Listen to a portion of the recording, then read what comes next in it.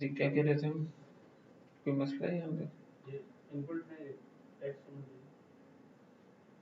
Input में इसमें type बता रहे हैं नहीं, टाइप तो नहीं बतानी है यहाँ पे। इनपुट के अंदर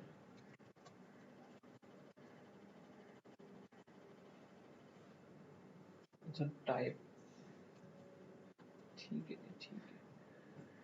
टाइप देनी है, सही कह रहे हैं। टेक्स्ट वापस आते हैं इधर। जी जनाब ये बन गया। अच्छा हम थोड़ा सा इसको फॉर्मेटिंग पे भी काम कर लेते हैं। एक हम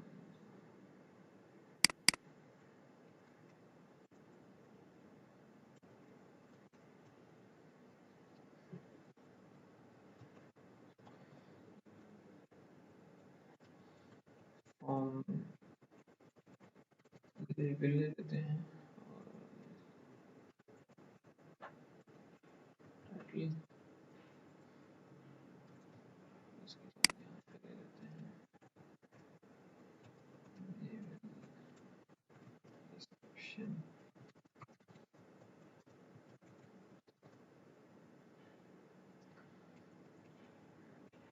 अच्छा अभी भी अजीब सही हो रहा है।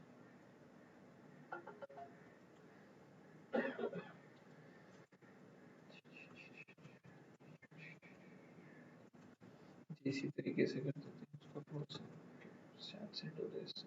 हाँ नहीं हो रहा है, हो रहा है।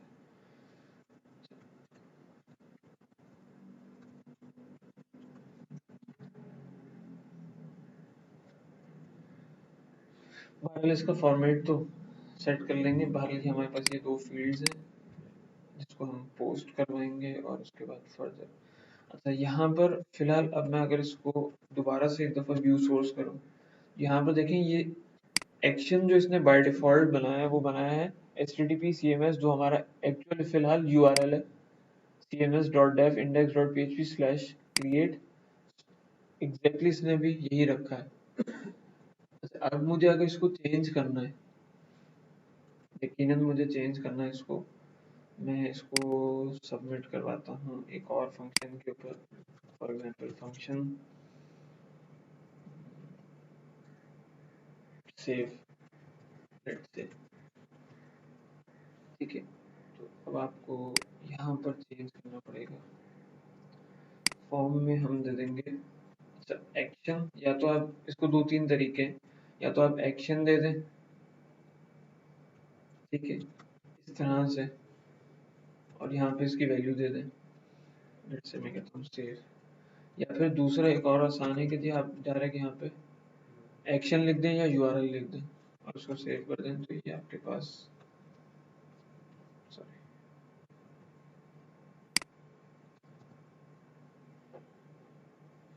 अब आपके पास जो एक्शन बन गया वो HTML CSS इंडेक्स और उसके बाद सेव।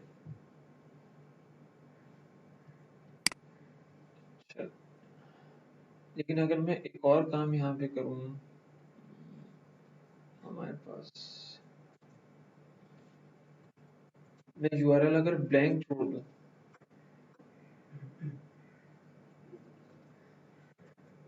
जो कि मैं दे सकता हूँ ब्लैंक, तो अब ये हो गया http cms.dev index.php। अच्छा अब मैं अगर इस पेज को हिट करता हूँ बाय डिफॉल्ट, मैं यहाँ से इसको कॉपी कर लेता हूँ, एक चीज छोटी सी समझाना चाह रहा हूँ। तो आपके पास ये वाला पेज आता है, तो क्या ये इस पेज पे सबमिट होगा? नहीं होगा भाई, यूआरएल के अंदर ये है तो यही होगा ना जी। अच्छा चलिए हम एक काम करते हैं, अभी इसको ब्लैंक के साथ जाते हैं। अब होगा ये कि जब ये पेज हिट होगा तो हमने एक रूट लिखा था कि जी जब मेरा रूट यूआरएल हिट हो तो आपने जाना है इस पेज के ऊपर, ऐसे ही था। लेकिन मैं इस तरह, जिस तरह मैंने अभी किया, मैं इस तरह से भी कर सकता हूँ कि मैं इसी रूट को दोबारा से कॉपी करता हूँ, लेकिन अब की दफ़ा गेट नहीं होगा और अब की दफ़ा पोस्ट होगा। अगर ये रूट फोल्डर पे कोई फॉर्म पोस्ट हो इसका मतलब हमारे पास यहाँ पर रूट के साथ गेट और पोस्ट दोनों, तो अब की दफा मैं एक डिफाइन कर सकता हूँ कि जी rather than go to the list of all, मैं एक नया रूट डिफाइन कर सकता हूँ कि जी इसको इस कंट्रोलर के इस फंक्शन पे भेजना, ऐसे भी कर सकते हैं। लेकिन ये कि ये ऑल्दो की अच्छा तरीका नहीं है, तो हम यहाँ पे एक सेव का यूआरएल दे देते हैं और बोलते हैं कि जब हमारे पास सेव और वो पोस्ट हो, गेट नाउ पोस्ट हो, तो आपका ये वाला पेज कंट्रोलर जो है वो इस कंट्रोलर का ये मेथड कॉल हो जाए। ठीक है जी, गेट और पोस्ट को ये अलग अलग कंसीडर करता है। क्लियर जी। अच्छा, अब हमारे पास बहुत सिंपल सा काम ये रह जाता है कि जी हमने जो इनपुट फील्ड्स हैं उसको पिक करना है और उसके बाद उसको प्रोसेस करना है, सेव करना है। तो हमारे पास यहाँ पर बिल्कुल ठीक है,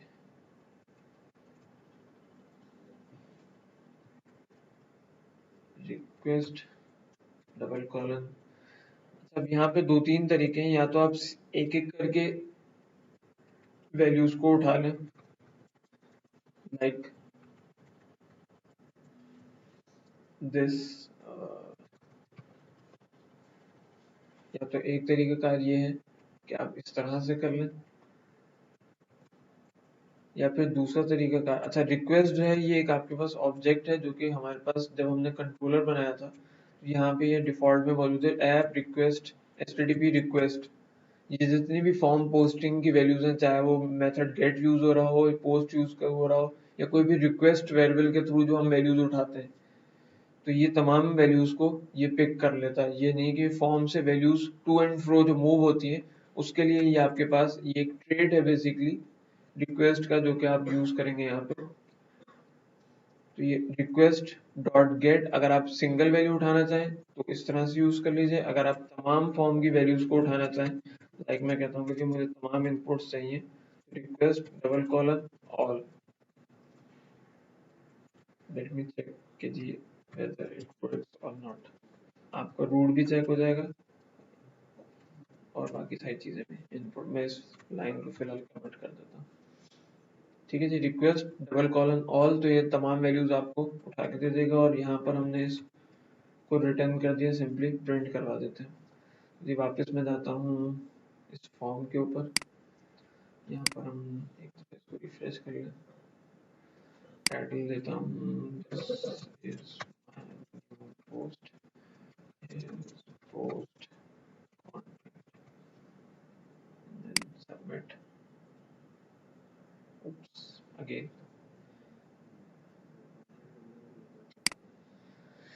should not be called statically assuming this eliminate http request और चलिए वापस आते हैं, क्यों कर रहा है भाई ऐसे, रिक्वेस्ट सेव पोस्ट। मैं एक दफ़ा इसको बस ही चेक करना चाहूँगा, एक दफ़ा इसको रिव्यू कर लेते हैं कि हम इस जगह पे कोई और मसला तो नहीं। ठीक है जी, यहाँ कोई इशू नहीं है। रिक्वेस्ट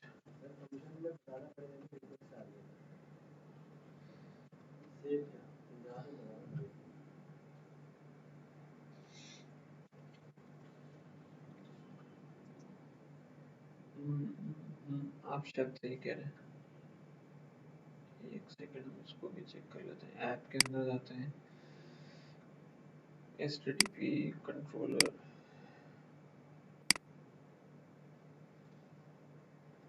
कुछ लिख देते हैं,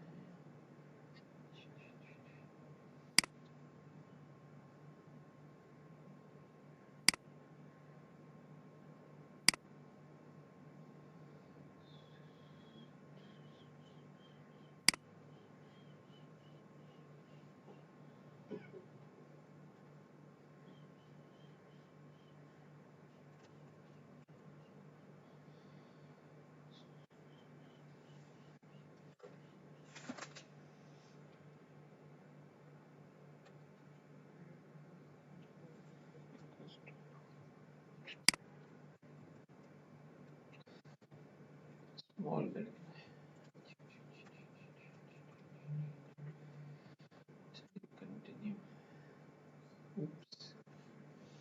ये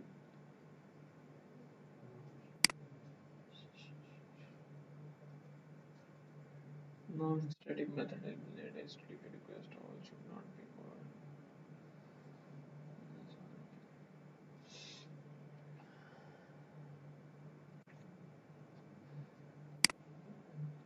तो जो SF रिक्वेस्ट का जो हम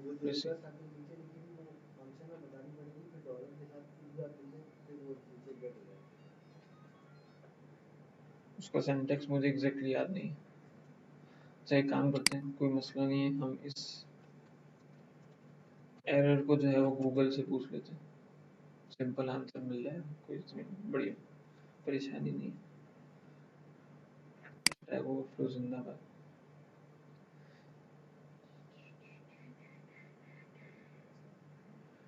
HTTP रिक्वेस्ट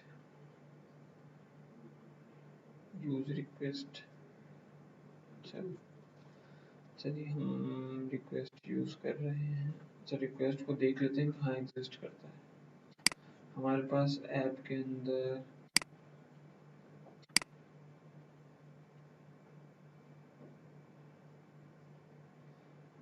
ऐप में HTTP के अंदर रिक्वेस्ट नहीं है।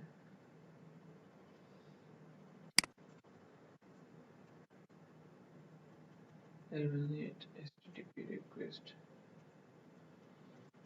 क्या कहते हैं भाई साहब? Request. चलिए let's see whether it works or not. अच्छा जी रिक्वेस्ट ऐसे लिखना है जी।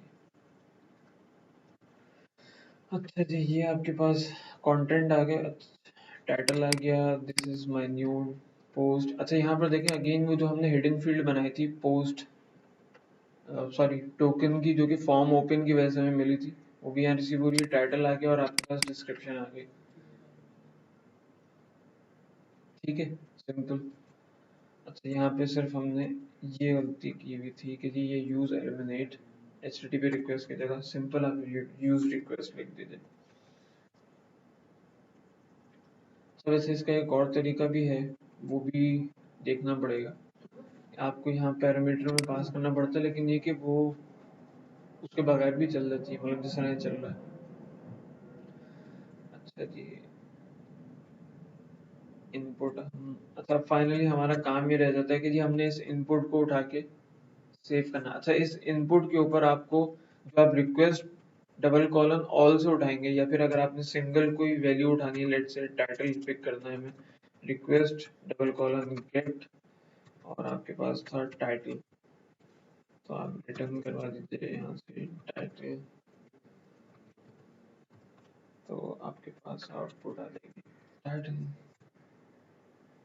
तो भी आप टाइटल तो सिंगल फील्ड उठा लें। अच्छा अब इसको हमने सेव करना है पोस्ट के अंदर। अगर आपको लास्ट क्लास याद हो तो हमने एलोकेंट के अंदर एक 3-4 तरीके देखे थे डेटा को स्टोर करने के। तो एक तरीका कार तो ये है कि जी आप एक नया ऑब्जेक्ट क्रिएट कर लें पोस्ट का, न्यू पोस्ट, और उसके बाद डॉलर पोस्ट, आप टाइटल दे दें इसका, मैन्युअली इसकी वैल्यूज दे दें यहाँ से उठा उठा के लाइक दिस। ठीक है जी एक एक करके आप इसकी वैल्यूज दे दें, सोन और फाइनली डॉलर पोस्ट सेव, आपका ये रिकॉर्ड सेव हो जाएगा। एक तरीका कार ये भी है कि आप इस तरह से कर लें। दूसरा तरीका ये कि आपको पता है कि जी जो वैल्यूज आई हैं वो आपने अगर स्मार्टली आपने फॉर्म क्रिएट किया है तो आप उसको, अच्छा ये तरीका सही याद है कि जी हमने लास्ट टाइम इस चीज को देखा था।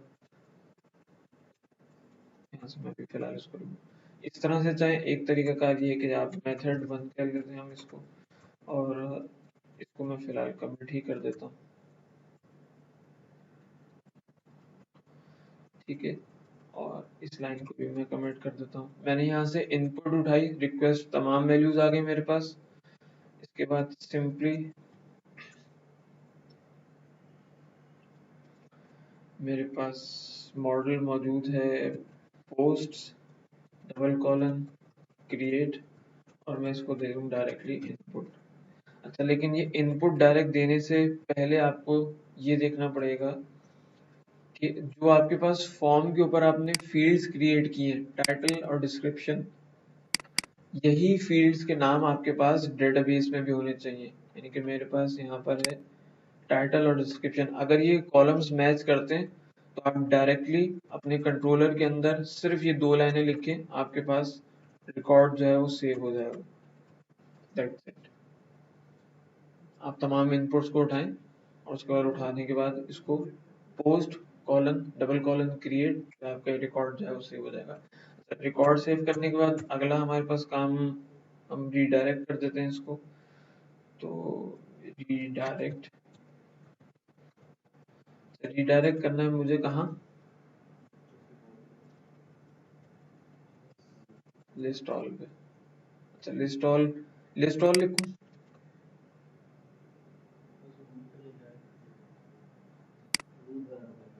यहाँ भेज देते हैं। तो रीडायरेक्ट स्लैश, ठीक है। चलो, एक दफा मैं इसको डबल चेक कर लूँ। रिटर्न भी लगाना है इसके साथ, रीडायरेक्ट से पहले रिटर्न। That's it. और क्रिएट।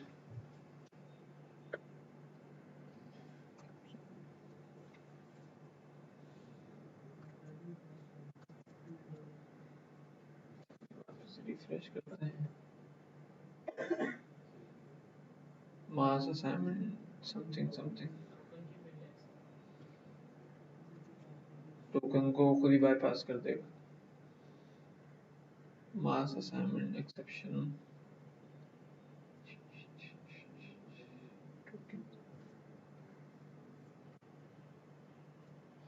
कोई फील्ड हमारे पास यहाँ रिक्वायर्ड तो नहीं, लेकिन नॉट नल हो।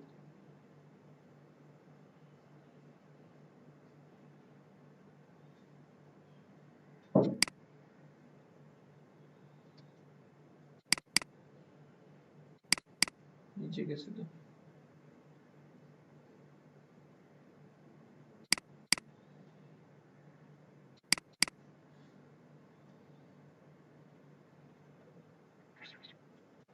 छोटा कैसे करें?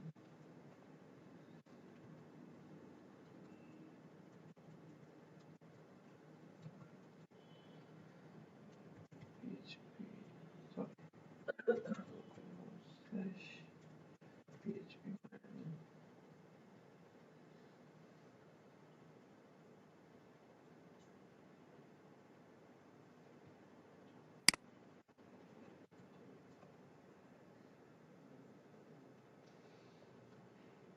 my CMS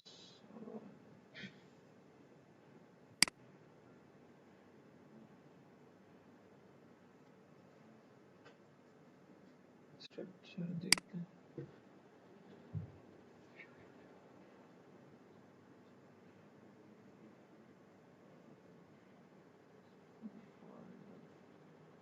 इसकी तो कोई साइंस नहीं है। चलिए अगेन दोबारा से इस मसले को लेके चलते हैं गूगल के पास। मास समथिंग,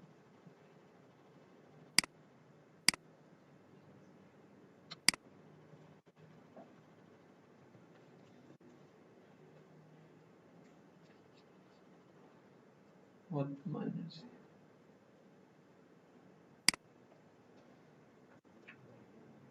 स्टैक ओवरफ्लो जिंदाबाद अगेन। चलिए ये हो गया, ये हो गया, ये हो गया, ये हो गया। So, जनाब जनाब जनाब, एक चीज हम भूल गए। अच्छा, जब हम मॉडल क्रिएट किया था, हमने मॉडल क्रिएट किया था बेसिकली कमांड लाइन से PHP आर्टिसन के थ्रू। अगर आपको याद हो, PHP आर्टिसन, फिर हमने किया था मेक मॉडल और फिर मॉडल का नाम, और ये हमारे पास मॉडल क्रिएट हुआ था। इसके अंदर हमें एक चीज डिफाइन करनी पड़ती, दो चीजें बेसिकली हम डिफाइन करते हैं। एक चीज डिफाइन करते हैं फिलेबल, और यहाँ पे हम इसको एक एरे पास करते हैं कि जी जब इस मॉडल, यानी कि जिस टेबल का मॉडल है, नाम सेम है उसका, अच्छा, हमने यहाँ पर एक और बात भी की थी कि जी अगर मैं इसका नाम चेंज करता हूँ, पोस्ट मॉडल रखता हूँ, जो कि हमने रखा भी था लास्ट टाइम, तो फिर हमने यहाँ पर एक एट्रीब्यूट डिफाइन किया था जिसमें हमने कहा था ये टेबल नेम इस मॉडल का क्या होगा। इसी तरह यहाँ पर हम डिफाइन करते हैं कि जब कोई भी रिकॉर्ड इसमें सेव हो तो कौन कौन सी फील्ड जो है वो फिल की जा सकती हैं, कौन सी फील्ड्स फिल नहीं की जा सकती। फॉर एग्जाम्पल, अगर मैं डायरेक्टली खुद से चाहूँ कि मैं इसके अंदर क्रिएट डेट खुद से मैं मेंशन कर दूं, और यहाँ पर इस एरे के अंदर वो क्रिएट डेट मौजूद नहीं है, तो आप कभी भी उसकी वैल्यू असाइन नहीं कर सकते।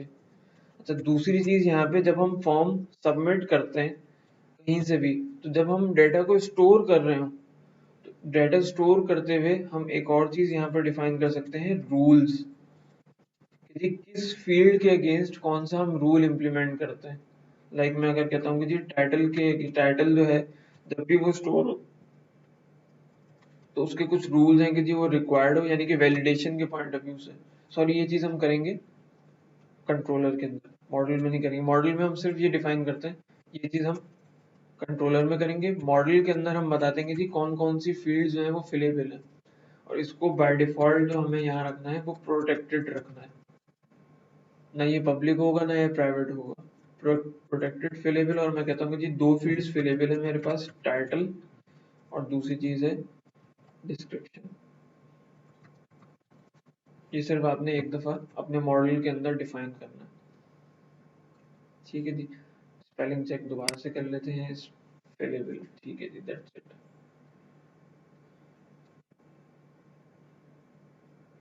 और दोबारा से इसको चलाते हैं हम।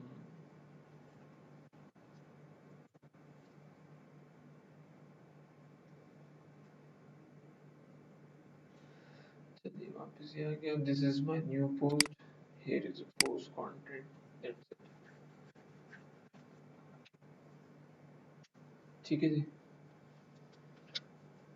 क्लियर। अच्छा, लेकिन यहाँ पर अभी एक मसला भी है। फॉर एग्जांपल मैं यहाँ दोबारा क्रिएट पे जाता हूँ और मैं इसको ब्लैंक सबमिट कर देता हूँ,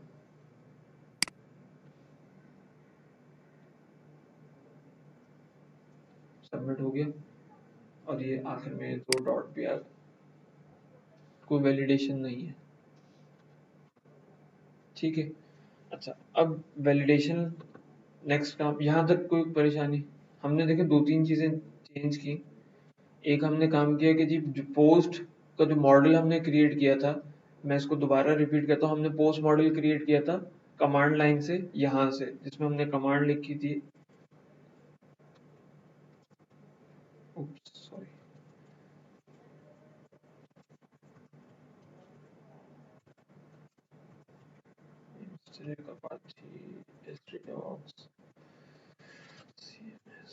हमने यहाँ पे कमांड लिखी थी PHP आर्टिसन, और हमने लिखा था मेक मॉडल और फिर मॉडल नेम। ठीक है, ये कमांड याद है।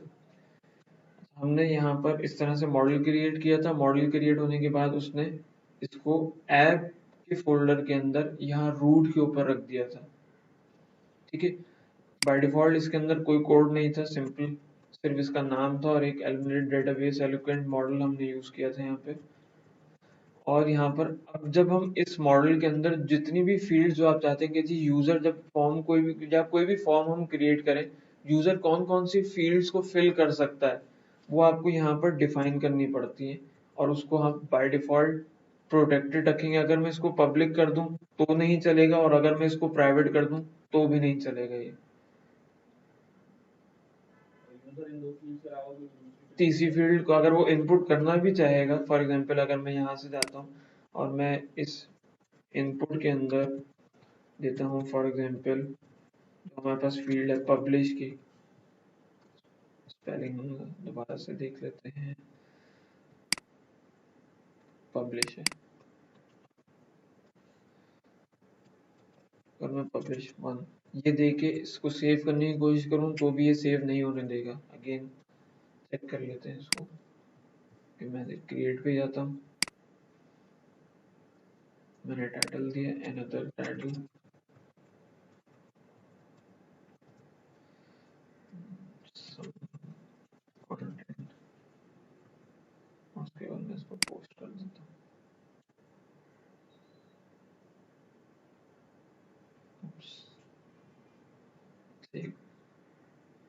पब्लिश, इसकी वैल्यू भी देख लेते हैं हम। ब्राउज़र डाटा,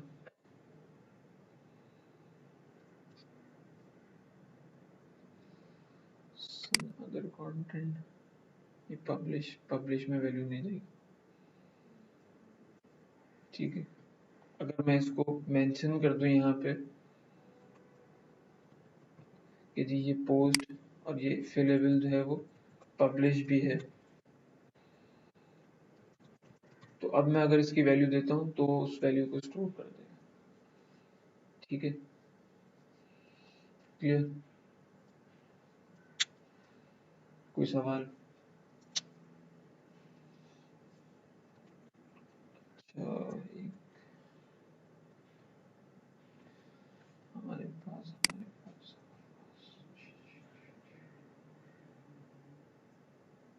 लिस्ट ऑल, मैं इसको ऑर्डर कर देता हूँ।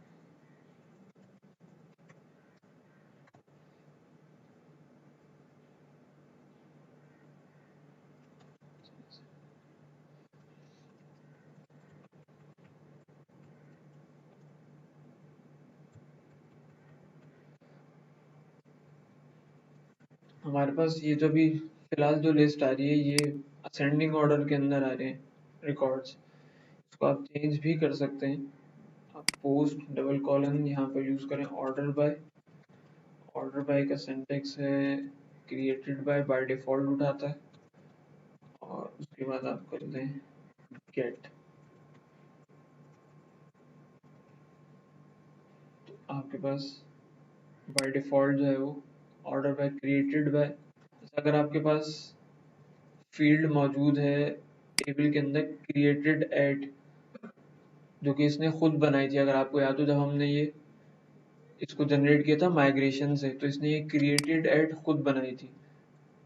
ठीक है, तो इसको अगर आप ऑर्डर बाय सिंपल छोड़ देते हैं तो ये इस फील्ड क्रिएटेड एट से डिसेंडिंग ऑर्डर में सॉर्ट करके आपको रिजल्ट दे देगा।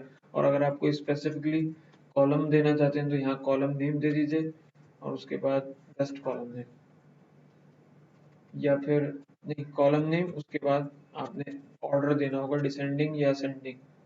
या अगर आप सिर्फ और सिर्फ इसकी जगह हम एक और चीज भी यूज कर सकते हैं, वो है आपके पास, अल्लाह आपको भला करे, लेटेस्ट। उसको आप सिंपल अगर ब्लैंक छोड़ दें लेटेस्ट और गेट, तो ये क्रिएटेड एड के फील्ड के हिसाब से डिसेंडिंग ऑर्डर में आपको लाके सॉर्ट कर देगा। और अगर आप अगेन यहाँ पे कॉलम, अच्छा यहाँ कॉलम डिफाइन नहीं होगा, या तो आप लेटेस्ट कर दीजिए तो वो क्रिएटेड एड से डिफॉल्ट में आपको सॉर्ट करके, हाँ, सबसे लास्ट वाला ऊपर लाएगा। और अगर आपको असेंडिंग ऑर्डर में सॉर्ट करना है तो उसका फंक्शन है आई गेस ओल्डेस्ट है गालिबन। ठीक है, इसको मेक श्योर के जी चेक कर लेते हैं एक दफा।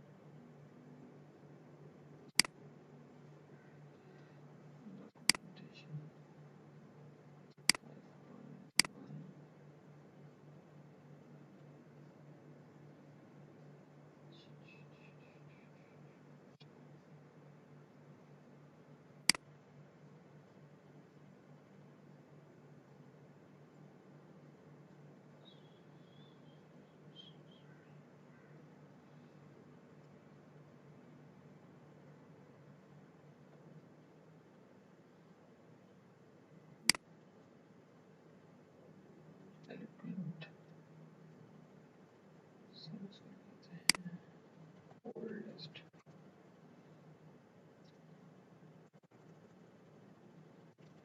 लेटेस्ट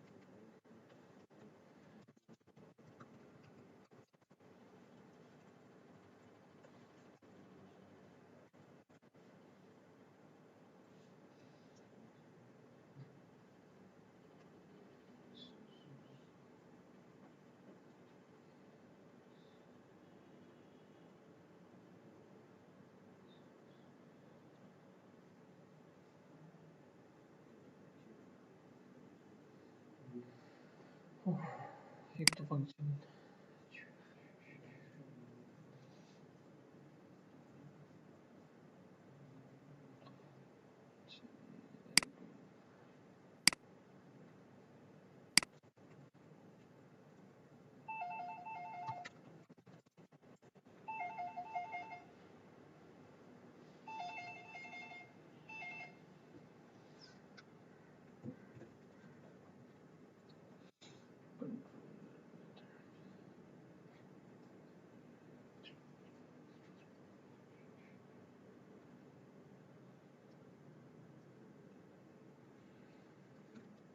काम करते हैं, सब छोड़ें, चला के ही देख लेते हैं, क्यों इतनी मेहनत कर रहे हैं।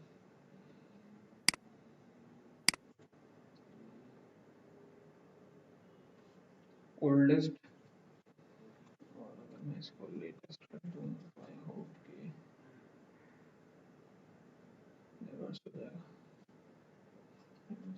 दैट्स इट, ओल्डेस्ट और लेटेस्ट ही। ठीक है, तो बाय डिफॉल्ट जो है वो क्रिएटेड बाय से करता है, अभी फंक्शन मिले नहीं, डॉक्यूमेंटेशन है, असेंडिंग डिसेंडिंग कर रहा है, लेकिन with respect to created by, limit का फंक्शन भी है।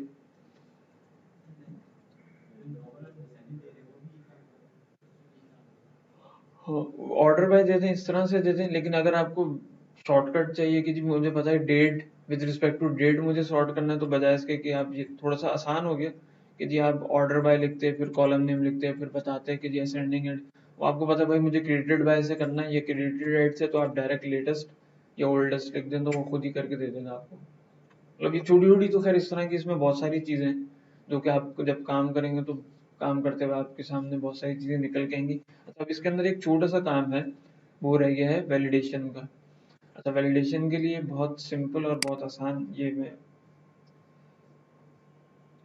जब आपने फॉर्म को रूट को पोस्ट कर दिया, उसके बाद आपने करना ये है कि कंट्रोलर के अंदर सिंपली जब स्टोर करेंगे आप, तो आपने एक इस तरह के कॉलम का इजाफा करना है, जिसमें आप डिफाइन कर देंगे अपनी वैलिडेशन।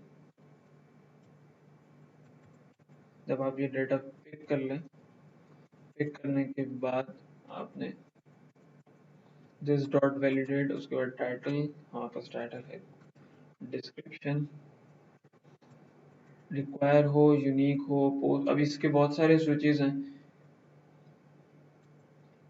यूनिक आपने देखना है, अब वो टेबल के अंदर देख रहे हैं कि जी पोस्ट के टेबल में यूनिक होना चाहिए टाइटल, ये ऑटोमेटिकली खुद ही चेक कर लेगा उसमें क्यूरी लगा के कि जो टाइटल आप डाल रहे हैं ये ऑलरेडी एग्जिस्ट तो नहीं करता, यूनिक है, तो वो आपका टाइटल चेक हो जाएगा। मैक्सिमम कितना बड़ा हो, वो सारी चीजें, मिनिमम कितना हो, मिनिमम 10 कैरेक्टर आप दे दें, इस तरह के जितने भी स्विचेस हैं वो आप यहाँ पर दे दीजिए। और जब आप इसको एग्जीक्यूट करेंगे तो ये वैलिडेशन खुद से परफॉर्म करेगा, ये सारे रूल्स इन दोनों फील्ड्स के ऊपर अप्लाई होंगे, एक टाइटल के ऊपर, डिस्क्रिप्शन के ऊपर, और अगर ये सक्सेसफुल हो जाते हैं तो ये आगे बढ़ेगा, अदरवाइज ये आपको वापस रीडायरेक्ट करवाना पड़ेगा अपने पेज के ऊपर, और वहां पर आपने एरर शो करना होगा।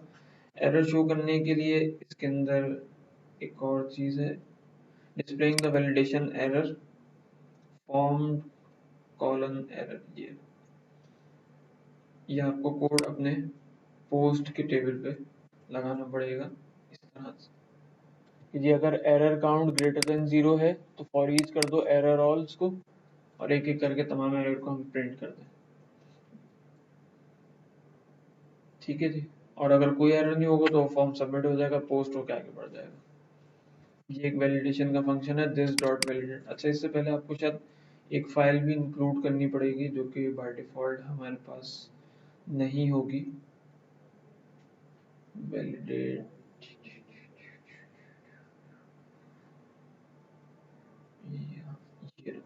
यूज एलिमिनेट कॉन्ट्रैक्ट्स वैलिडेशन और वैलिडेटर, ये आपको अपने पास इजाफी ऐड करनी पड़ेगी जो कि हमारे पास बाय डिफॉल्ट नहीं होती। कंट्रोलर के बाद ये आपको eliminate contract validation validator, simple, ये आपको एडिशन भी करना पड़ेगा। ठीक है, तो एक काम करते हैं, मैं इसको छोड़ देता हूँ आपके लिए, ये पेज आपके पास वैलिडेशन का मौजूद है। बहुत सिंपल है, कुछ भी नहीं करना है। इस एग्जाम्पल को ही अगर आप फॉलो कर लेंगे तो आपको वैलिडेशन समझ में आ जाएगी। इतना छोटा सा कोड आई होप कि आप लगाएंगे खुद से। ठीक है, मैं इसका लिंक यहाँ पर जरूर लिख देता हूँ, laravel.com/docs.1 और वैलिडेशन। सिर्फ मेक श्योर ये ख्याल ये रखिएगा कि आप ये वाली फाइल जो है वो इंक्लूड कर लें।